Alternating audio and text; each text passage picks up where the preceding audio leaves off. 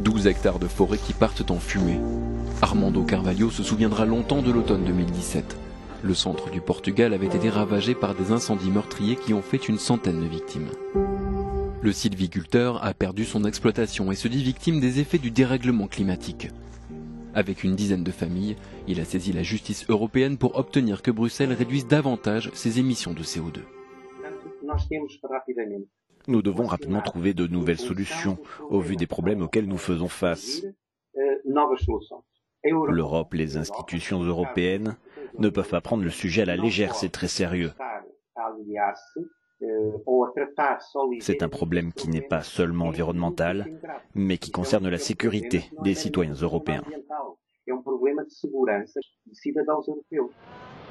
Le réseau Action Climat réunit des ONG de toute l'Europe. C'est cette organisation qui a déposé plainte mercredi devant la Cour européenne de justice au nom de familles du vieux continent, mais également du Kenya et des îles Fidji.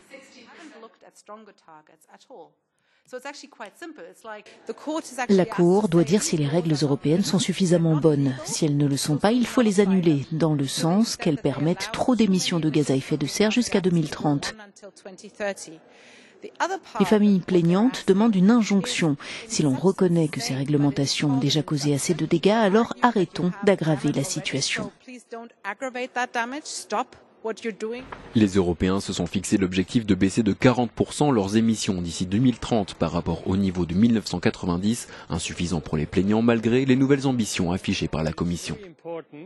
Il est très important de souligner que cette année, la Commission européenne présente un plan à long terme, parce que la Commission a un droit d'initiative.